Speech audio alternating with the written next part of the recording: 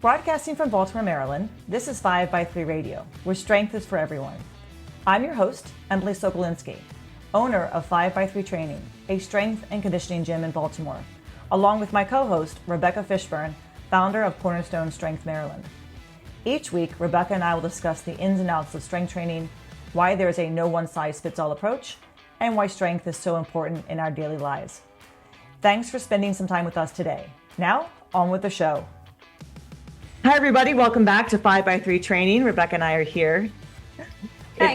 It's a lovely, rainy, wonderful, horrible day in Baltimore, especially since after what happened yesterday in Baltimore. I'm sure everybody knows about that. Well, I mean, just depending on when this comes out. I mean, at this point, I think you probably mentioned it, and people have, a lot of people to look for it. Yeah. But this is it's probably going to come out next week. But the Francis Scott Key Bridge came down. Took about 40 seconds for it to fall into the water. That cargo ship was no joke. There's obviously been an inquiry, and there'll be continuing to be, as more details come out. But we were really lucky that it wasn't at 7:30 in the morning, because that would have been a much bigger deal. Much bigger deal. So that bridge, it's 47 years old. It was 47 years old. It was put up in it was right around its birthday. 1977. Right? Yeah, 1977. So it'll be an interesting next couple months, years, and see how we rebuild that bridge and get things moving again here. But the ripple effect's gonna be felt for a while, and we don't even know what that's gonna feel like just yet.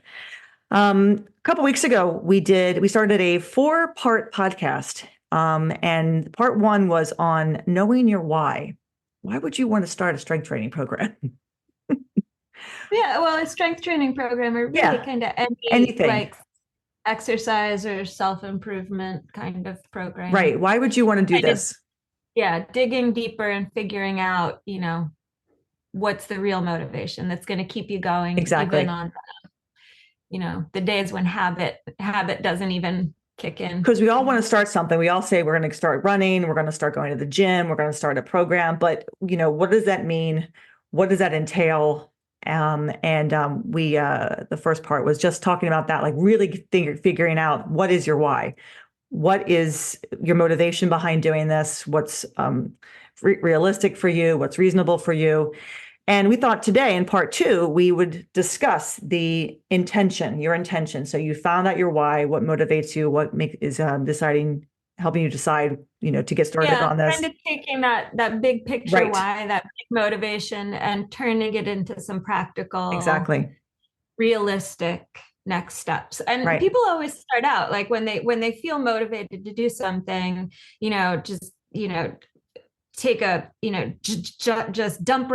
I'm stuttering. Jump right into the deep end. Exactly. You can't say that. Jump right into the deep end. Exactly. They've got loads of enthusiasm. They, a lot of times want to just bite off more than they can chew. And that enthusiasm is great. But really, what you want to do when you're trying to turn that intention into actionable steps is make sure that what you're choosing are steps that are manageable and realistic. And this, circles back to, we discussed a little bit of nutrition too, I think, in our last podcast. We focus primarily, obviously, on strength training, but this can apply to people wanting to start a better nutrition program, or, dare I say, a diet. But when I talk about diet, just changing their lifestyle, changing how they eat, right? The regular eating habits, and really having to know that you're ready for that, right? That you're ready to make those changes, just like you're ready to make a change, like going to the gym or starting a strength program or starting a running program. That you really are going to make the commitment and have the time, to go to the gym or to run, and have the commitment, if you're doing nutrition, to make that commitment to sticking to something. And most people want to jump in and completely restrict everything. I'm going to go paleo, I'm going to go keto, I'm doing Whole30, the whole, right? And that can actually backfire on you, because it's not realistic.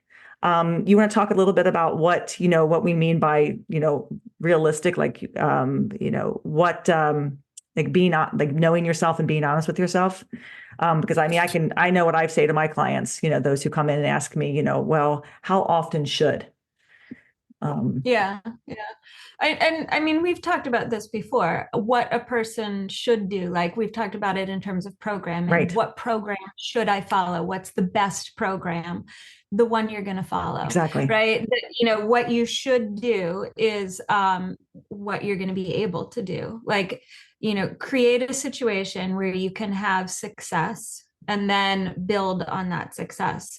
So having a lot of enthusiasm initially and saying, the example you were giving in terms of nutrition and trying to choose something really restrictive as opposed to what's one small change I could make.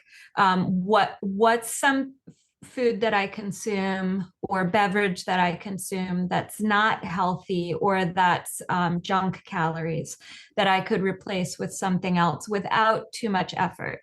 And a lot of times, in terms of weight loss, if a person is able to substitute, like people sometimes will say diet soda isn't great for you anyway, it's a can of chemicals.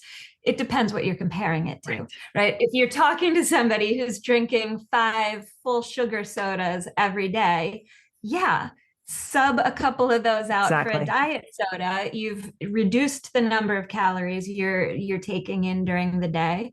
And then, maybe you go from there. If you're talking about somebody who generally just drinks water and then you say, have a diet soda instead of your water, maybe that's not a great change in the right direction. But, you got to think about who you're talking to.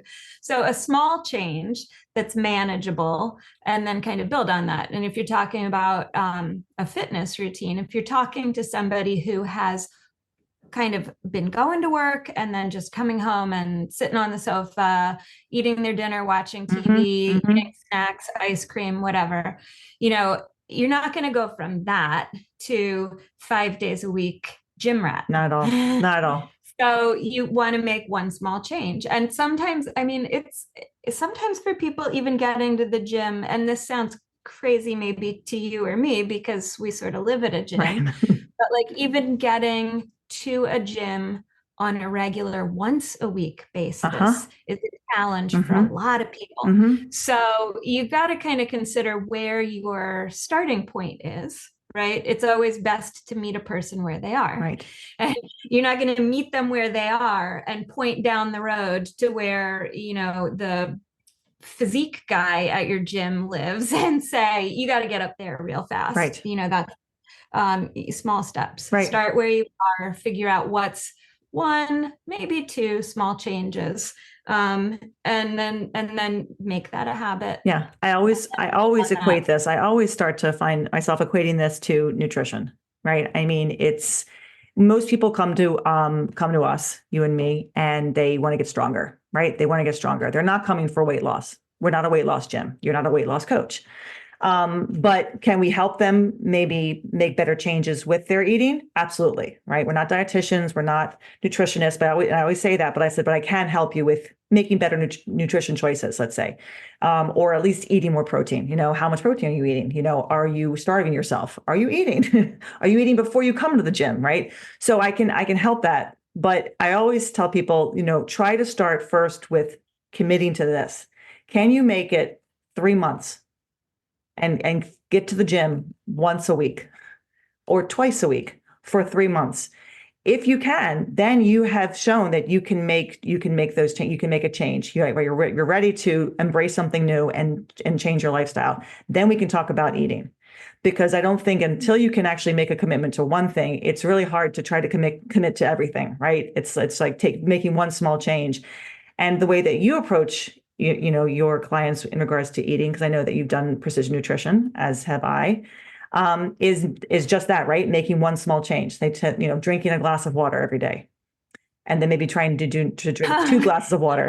Hopefully more than one. Right. But sometimes it might be just you need to drink at one. Like maybe sometimes just something the person doesn't drink anything, right? Or they're drinking soda, right? They're all soda all the time, and so if it's you that. get them to swap that out. Okay. Yeah, if you can swap that out, if you can start to have something small in the morning, even if you're not a breakfast person, okay, there are many people, like, I'm not going to tell people to eat breakfast, but if you can have something small in the morning, then maybe you're not starving and all of a sudden you're consuming, so many calories later in the day because you haven't eaten something in the morning, things like that. It's the same thing with training. And I never thought about that as, when I was trying to figure out how to eat. And then when I started to train, I started to record my lifts in the book and figure out a program and be on a program. All of a sudden I saw I saw how it went hand in hand with how you can approach your eating and portion control and tracking and just being aware of what you're eating and how you're eating and being mindful, right?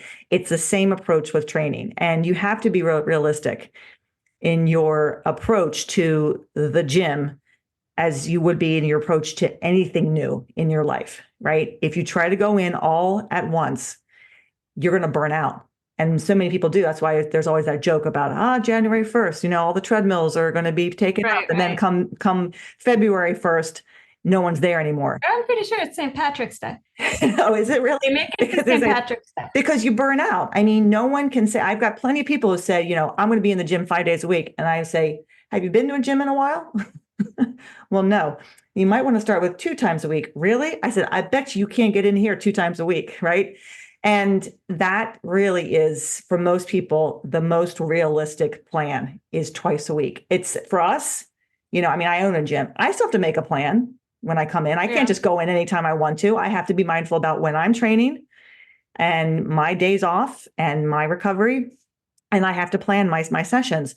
But, for many people with busy lives, with busy schedules, with children or with work or with, maybe being a caregiver, whatever it is, you have to be realistic with your schedule, and you will make better progress if you can commit to 2 times a week than if you try to say, I'm going to go 5 times a week and you end up going once a month.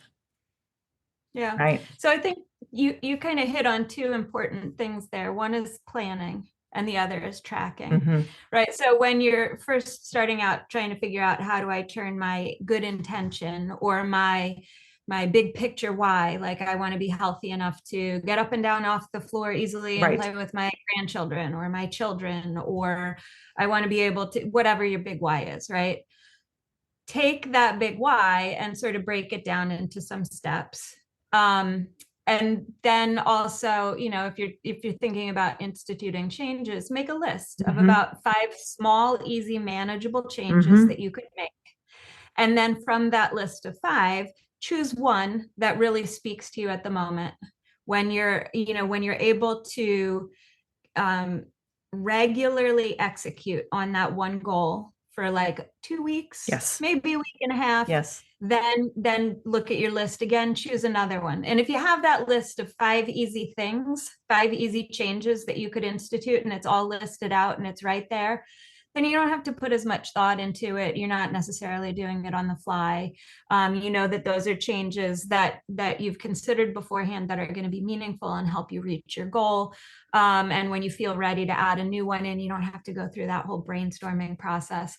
So it's planning what those small changes are going to be, but then it's also planning out your week, right? How is that small change that you've chosen for that week or for that 2-week period, how is that going to fit into your calendar or your schedule? And I mean, everybody does things different, and I'm still kind of old school. I've got lots of my appointments and stuff on my phone, on my iPhone, but I still will sit down on a Sunday and with my colored pens, all of my colored markers, go through highlighters, and translate that onto a paper calendar. And then I do that all in the marker. And then with the pencil, I go in and fill in when I think I'm going to, when I have a block of time and I think I'm going to be able to get my lift in, or, that sort of thing. And that's, Sunday or the weekend, if what you're thinking of instituting the change you're interested in instituting is one that's nutritional, weekend is a great time to do meal prep, grocery shopping, all of that sort of thing. You can get those takeout containers and just like literally package up your meals. Just have a stack of 5 lunches in there ready to go. You just toss it into your whatever you take your lunch. It's the it's that planning. It's that planning. And I don't think people rely on planning as much as they should, right? When it comes to training, when it comes to going to the gym, or even when it comes to eating, because you plan your life in other respects. Like you cannot just go to the doctor. You have to make an appointment. You can't just walk into the hairdresser and say, hey, I'm here, I need a haircut. You need to make an appointment. So if you need to make an appointment, either one of those examples is going to go better, not only if you booked the appointment ahead of time, but if you put some thought into it before you got there. Exactly. So if you go in and you say to the hairstylist, oh, I don't really know what kind of hairstyle I have in mind. Or if you go into the doctor, you've put some thought into it a little bit beforehand, it's your annual appointment, and you're like, here's a list of 5 concerns that I have accumulated over the past however long, and I'd like to discuss these things. Then you're going to make the most out of your time in the doctor's appointment too. You still see it all the time. I mean, this is nothing new. I mean, what Rebecca and I are talking about is nothing new. It has been said so many times. It's new to me because I hate planning. I'm totally. But it is, people have always said, if you fail to plan, you plan to fail, right? And the thing is, I mean, I just saw some, at another Instagram, blah blah blah, about make an appointment with yourself to go to the gym. I mean, I have to schedule my sessions. I have to make an appointment. People say to me, what time are you going to be there? Like on Tuesday morning at 9:30. I mean, it's like, I'm there at 9:30 in the morning to train myself. I don't have another time. I've got stuff going on in the afternoon. I've got stuff before that. There are things I need to get done. So you plan your gym session as if you were planning an appointment for your doctor, your hairdresser, your chiropractor, your massage, your acupuncture, your nails, taking your dog. Yeah. I mean, everything requires an appointment. Why would we not do the same thing, regardless of whether or not we're working with a coach, right? Or a trainer? Make an appointment with yourself. 6 o'clock is your time. You get off at work, you grab your bag and you head to the gym because it's now, it's 6:30 and I have to go. Planning to have like they always say, pack your gym bag, have it by the door. So on your way out in the morning, you grab it. One of my members just said she has tons of clothes at her office.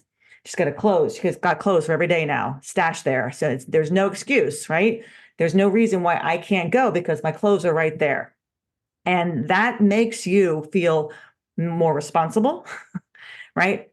More accountable to yourself and an adult, right? We make appointments. We follow appointments. People, you can't just, and when you're late for an appointment, that makes it hard for the other person who made an appointment, right? People don't like that. Doctors don't like it when you're late. Hairdressers don't like it when you're late because then you hold them up for somebody else.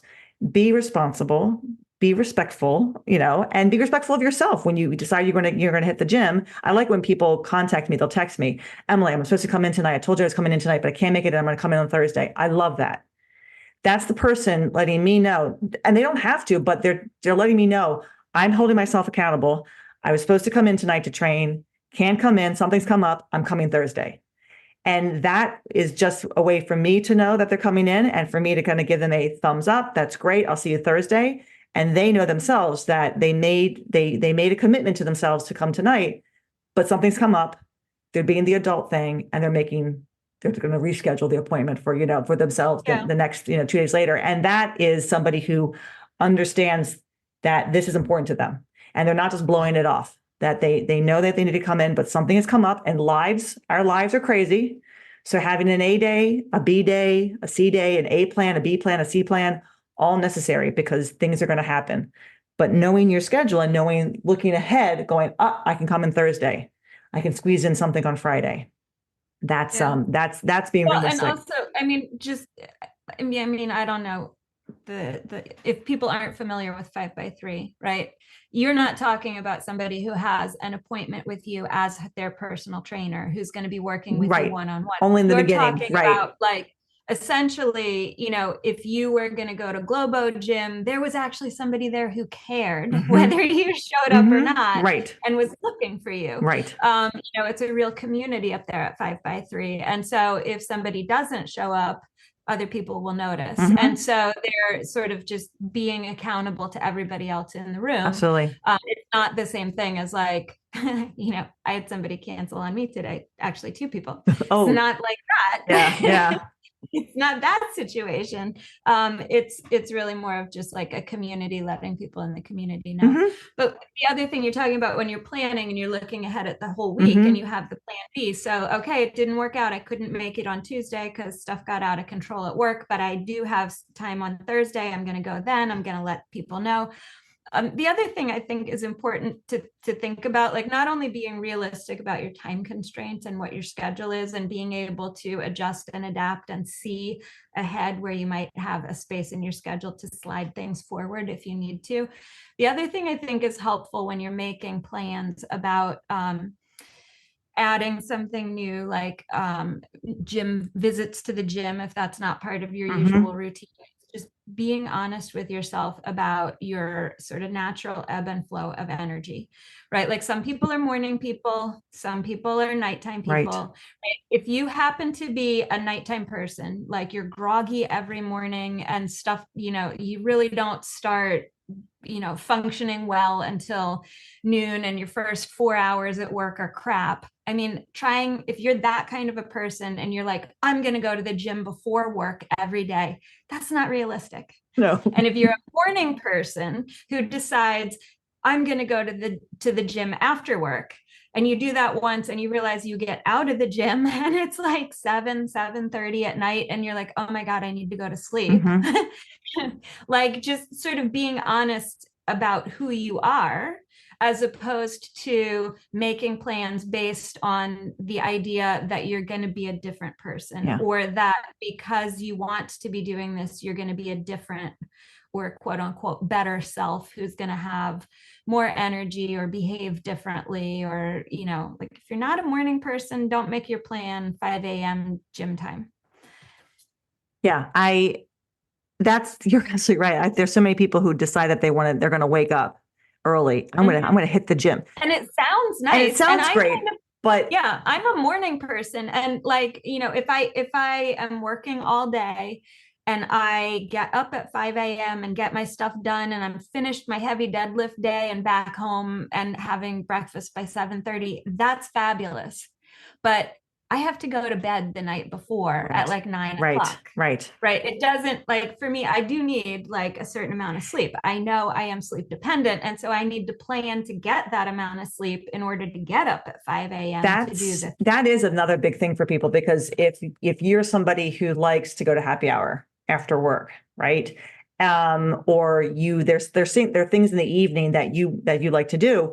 Well, then you need to be aware of that. You need to be mindful of, what your week looks like. And do I need to go in the morning? Well, maybe you're not a morning person. So that if you're not a morning person, but you really, you really need to try to make a schedule and get your training in, then you've got to try to look ahead of the week and say, okay, these 2 days could work for me, because these days I really want to enjoy myself and go out and do this. And you should not restrict yourself from having fun with your friends or going out with, coworkers. But you also have decided that you want to make a commitment to yourself in this other, Yeah. in this other way. So figuring out what's realistic for me, these 2 days I can make work. And then if you have another day where that doesn't work and you decide, what, I can forego the happy hour because I missed the gym the last week. I need to get in twice this week. It's just the commitment that you need to try to make to yourself. No one's going to make that commitment for you. And no one's going to hold your feet to the fire but you. And that has to be something that you decide is important to you. And and it's okay if you decide it's not as important as you thought it was going to be. That's all right too. But I think, it definitely makes a difference when you decide I'm going to make this change, and you give yourself some flexibility though during the week. Yeah. Having that flexibility is very important. Being too regimented can kind of also not make it difficult for you to get in, because especially when you say, I only have these 2 days. Okay, really? Why? Are you flexible? Then you have a little bit more leeway to really enjoy your time at the gym, then enjoy your time training, whatever you're doing, running. Because if you're too regimented, if you're too restricted, it's going to backfire. And if you're too if you're too whatever, that's also not a good thing. And the dog is hungry.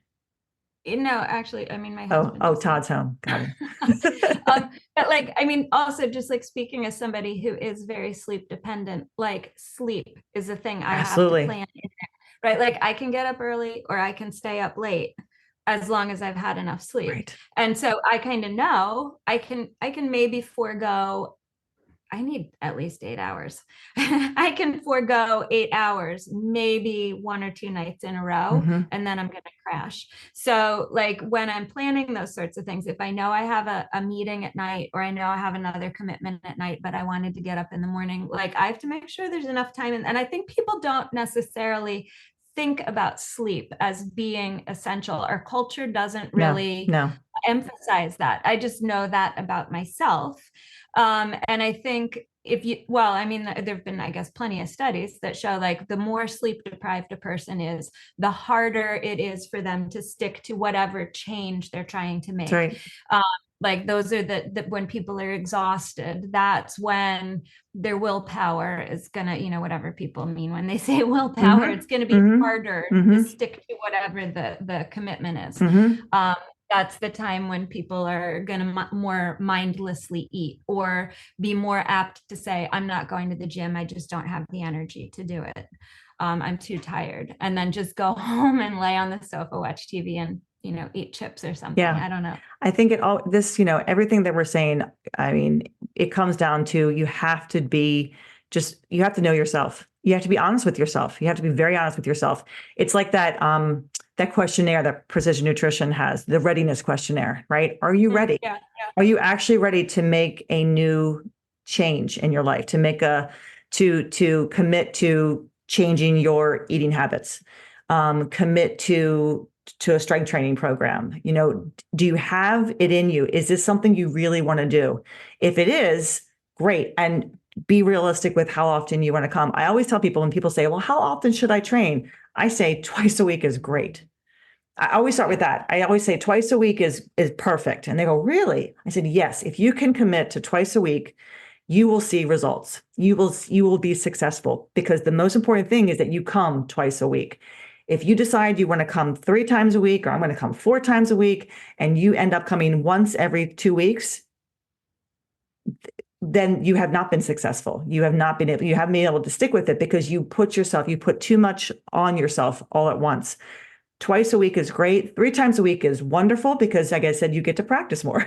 You get to come in and you get to practice the movement, and you get to build and drill the squat and drill your press, and you can see results, quote unquote, a little faster. But twice a week is even better. And I always say, I know I get this mantra wrong, but my friend Mike McKenna, right, who when he was doing strongman training, he was telling me that fast is bad. Like when you're picking up a stone, you're fumbling with the stone. Fast is bad, slow is fast, fast is good. I think I got that all wrong, but to me it makes sense. And I tell people, meaning you want to be controlled when you pick that up. And the more controlled you are, and the more deliberate you are, and the more intentional you are, the faster that stone will go up over that bar, right? So when you're intentional about your training, intentional and deliberate about your setup, you will move faster. You will move better. If you're intentional about your commitment to your training, if you set up an appointment with yourself, and when you show up week in, week out, very focused, you will make progress. You will make progress. It doesn't matter how often, it matters that you show up. And I think that's where people start to get, they get frustrated because they're not seeing the results. But then you say to him, well, how often did you get? Oh, well, I got in once this week, and then last week my blah blah blah blah blah blah. So, but I just don't even know why I'm going. I mean, nothing's happening. It's like, because you're not going. I mean, just because you have a gym membership doesn't mean it's going to miraculously work for you. You have to actually make it happen. And that's how, gyms make money, is because people pay a membership and they don't show up because no one's holding them accountable. No one's providing them with a program. No one's providing them with a way, an approach to make any changes, to be successful, to make progress. Right. Yeah. And that's where the planning and the honesty about your plan are on the front end, and on the back Always. end is the tracking. Always. You have to do the tracking. You need some sort of a training log. The training log should include all sorts of these details, and plans for how you can make the next week better.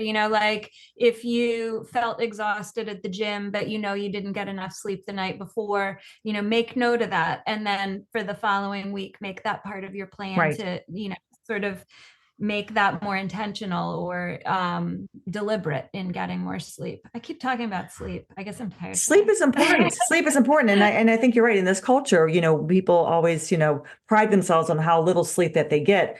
But I would rather somebody, if someone tells me that they're exhausted, I will tell somebody, then you're not coming to the gym today. You're going to go home and you're going to sleep, because you're going to feel better if you get that sleep. Sometimes sleep is more important than getting into the gym, because you'll feel like crap if you do, especially if you haven't had a good night's, sleep.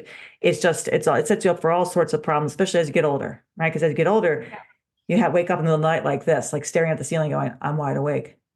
Why am I wide awake? I tell myself, go to sleep, go to sleep, go to sleep, right? Sometimes it works and sometimes it doesn't work. So, Yeah. but I definitely have like, embraced sleep more than I used to. Yeah.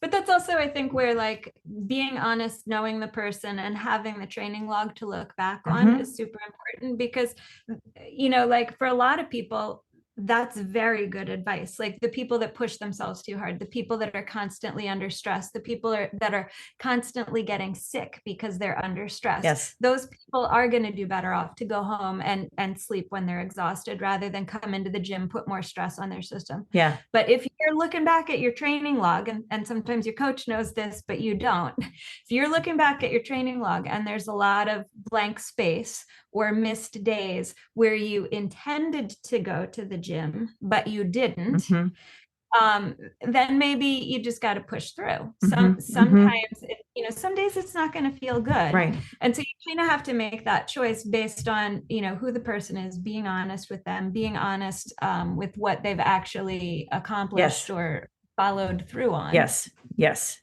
And you have to just make a note, like if you can't beat yourself up either. If you're somebody who does often, you're good about the twice a week and you're getting in there, and then you have a week where you get in once, don't beat yourself up. That's the worst thing you can do too, is to make yourself feel awful by saying, well, that's it. I only got in once this week. I might as well, that's just crap. I'm pathetic.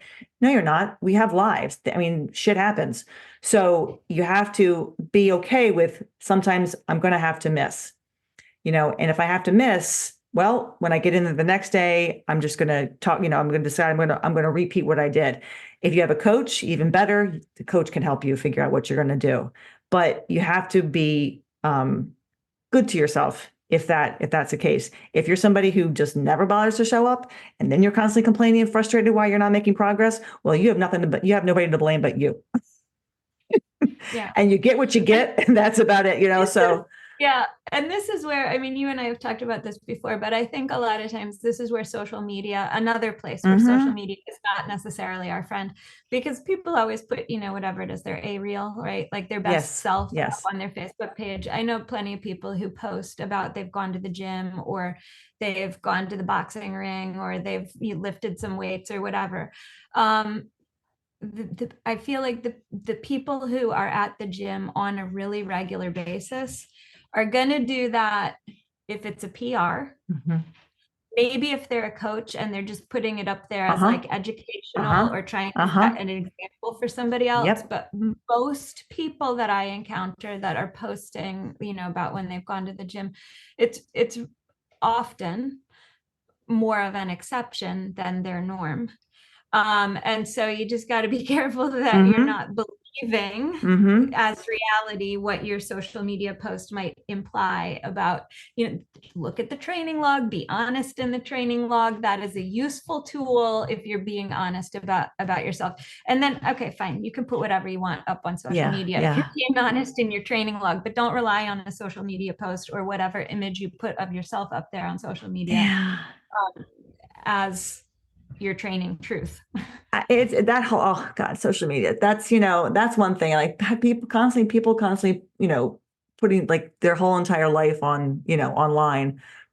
I mean, I take videos of my clients to show off my clients, right? So that it's a way of advertising the gym, right? Look at the people that I have, the general population, older, younger, Men, women. I mean, it's, everyone's doing this. Everyone's doing this. Everyone's making progress. You're putting up videos of all of the people to Exactly. show that That's your it. gym is a place for lots of people, The lots of different thought, ages, body types I to tell feel you, the thought comfortable. of the thought of having Yeah. an Instagram page of me lifting just doesn't appeal to me. It doesn't appeal to me. I don't have the time and energy to set up my video every single day. The only time I do that is for my coach, Jay. Thank you, Jay. To ask him, okay, what do you think this RPE is? Then he tells me, that's a 6. And I'm like, shit, it's supposed to be an 8 or something like that. He's like, what? And I'm like, I didn't feel that I good. didn't feel it. It felt pretty easy. I thought, really? Are you sure it looked hard? Are you sure it looked easy? But it's, the time at the gym is supposed to be, it's for you, right? It's for you and you alone. If needing constant praise from people is something that you need, okay, I guess so. But honestly, I think that it's a time for you that you don't necessarily need to broadcast, right? I mean, it's just it's you getting into there, you making the changes that you want to make, and you can let your friends know, hey, I'm going to the gym today. Like I had one of my clients, say her friends were texting her, did you go to the gym? Did you go to the gym? Because it's been a long time. She's had a lot of medical issues. So she finally was able to make it back. And she felt so good. And everyone was checking in with her. Did you go? And she said, I'm here now. And that's important. That's somebody who, she really, it was like the excuses, they were not excuses. They were legit reasons. They were legit fear of, is my body actually ready to do this? Because she's, the body's been through a lot. And if it's been through a lot, if it's been stressed by something else, it's going to be stressed by the gym too. And some people have a fear of getting back into it. But in that case, it's kind of that person's holding themselves accountable. They're letting people know, I'm getting back to the gym, and people are going, good job. Good for you. You conquered one thing. It's one day. Now go ahead and hit the next day. And that's, in my mind, like that's a good, reason for maybe having social media or something. Like if it's something it's been a long time, but the constant, that's a headache. It's a headache. I'm all right. I just go. That's my soapbox. Sorry, I had to get on my soapbox there for a second. I can't get behind. Yeah, I can't get behind yeah. that. I can't get behind that. I'm sick of people with their phones. So, but I think with anything, I like using the word, obviously, intention and deliberate. And just like as we use it for like setup in a lift, you have to really be mindful and intentional about what you want to do. And I think once you figure out that motivation, right, that why, now it's time to put that into action, put that into place and actually train, but be realistic about what you can actually do. And don't expect to, have to work hard, and have to show up and put the time and the effort into it, and you'll get so much back if you do. Yeah. I don't know if I have more to say on that. Plan and track. That's what it comes down to. Plan and track. Plan and track. And someone greatly. I was talking to Rebecca. I texted her a couple weeks ago when I was listening to the Layne Norton's podcast with Diary of a CEO. This guy who has this podcast, and he has a YouTube channel too. And it was a 2-hour podcast, and I've never listened to a 2-hour podcast. I listened to that one. I listened to that one at home. I took it to the gym with me. When I was training, I was listening to it. It was great. So Layne Norton, Layne. Layne is he's a power lifter. He's I don't know if he's a nutritionist or he's got a PhD in yeah. I like him because there's no BS with him, right? He just kind of like, he speaks honestly, he speaks clearly. He's to the point. You understand him. There's not a lot of fancy jargon with him. And when I was listening to the podcast, I'm listening to him and he's spouting all this stuff out. I'm going, oh my God, he sounds like Rebecca and I. We're just talking about this. We're talking like Layne Norton. Layne's talking just like us. I swear, I'm listening to him and I'm going, I said that. I believe that. That's how I think. I think just like Layne. But he had a post recently about, how about eating, because he's mainly focused on nutrition, but talking about tracking and how tracking is not, restrictive. It's not going to give you an eating disorder. It gives you an idea of what you're eating, how you're eating. It helps you, be more mindful about, what you're Mhm. eating, quality, portion control. I mean, I, I've been tracking, I think, since like probably 2009, 2010. Yeah. And it helped me learn how to eat. After thinking I could eat, I knew how to eat. It really did help me understand better of what my meals were and how much I was eating or how little I was eating, really, what I wasn't eating. So it has a great value. There's great value in tracking. And I equate that to, writing down your information in your logbook at the gym, Yeah. right? I mean, and either way, you're talking about something that has a metric to it, Yes, something that's measurable, it's right? So measurable. in terms of the nutrition, it might be like you're weighing out the amount of protein or the amount of food that you're eating. Right. You're counting the number of meals or calories or whatever. With your lifts, you're tracking the amount of weight on the bar, Yes. probably also tracking RPE, Yes. depending on Yes.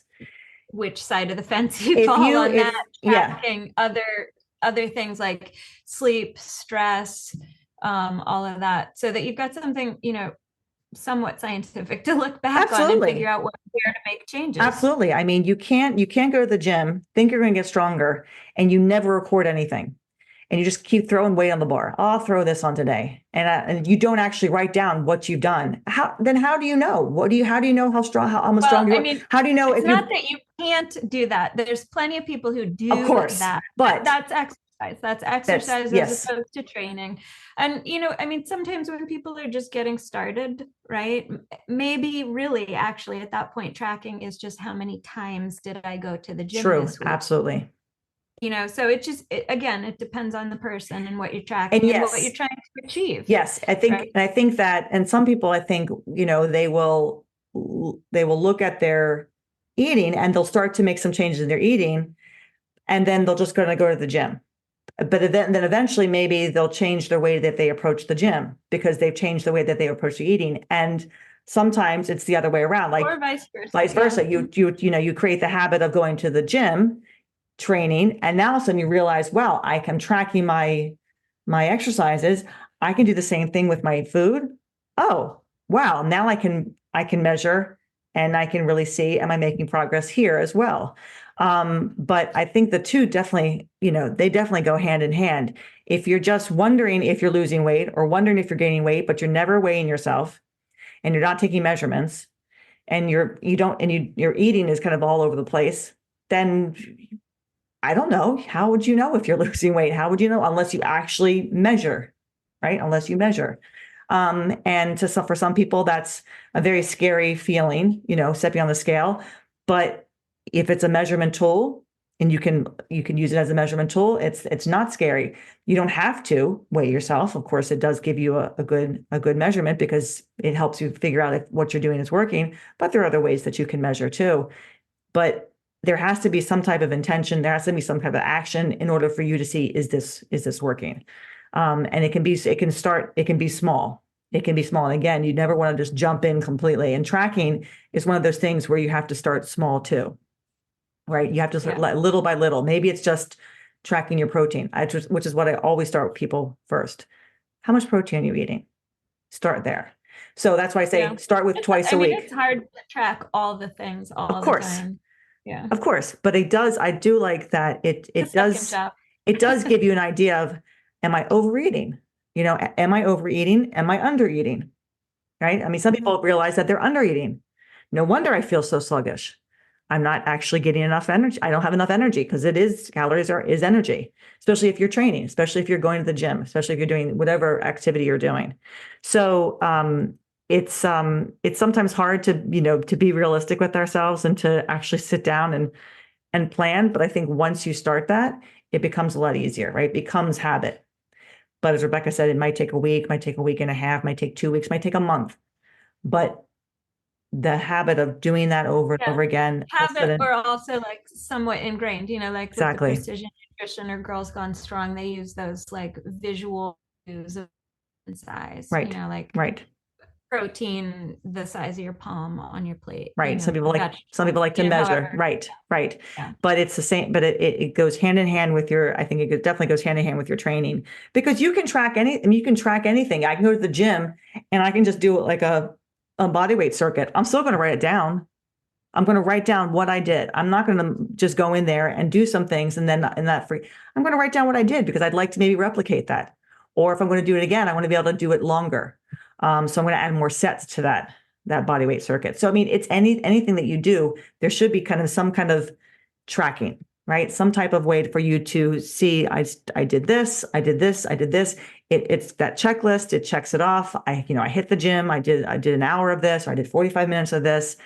It gives you a sense of accomplishment too. And it keeps that, it makes you want to go back and do more. It kind of keeps the ball going, I think, too.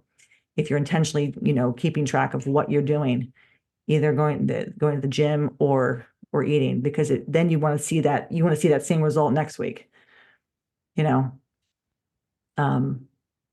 it just makes for better, a better you.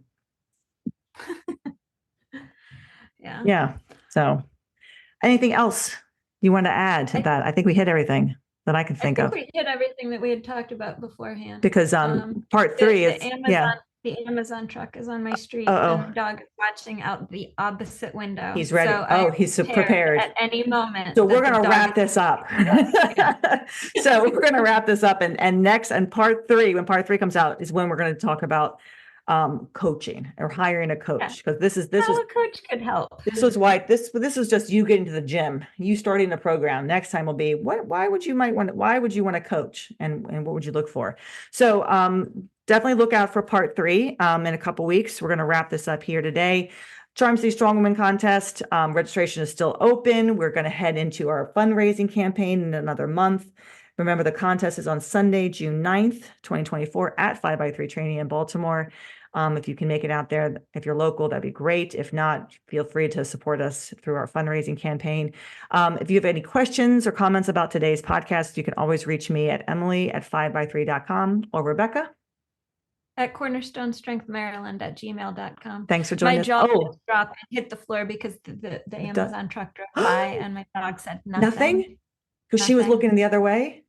Well, no, because the truck was leaving the street, not coming down the street. Oh my God. She no longer needed to. Yeah. Mm-hmm. Wow. That was so quiet. You hardly even knew. There's not even so quiet. Not even said anything. Not even a yip. Not even a. Where are you going? Yeah. Don't leave me. So thanks for joining us today, everybody. We'll be back in a couple weeks with part 3, finding a coach. Thanks, everyone. Thanks, Rebecca. Take care. Bye. Bye-bye. Thanks for listening to 5x3 Radio with Emily and Rebecca. If you like our show and want to know more about 5x3 training, please visit us at www.5, that's F-I-V-E, the letter X, the number 3.com. You can also find us on Facebook and Instagram.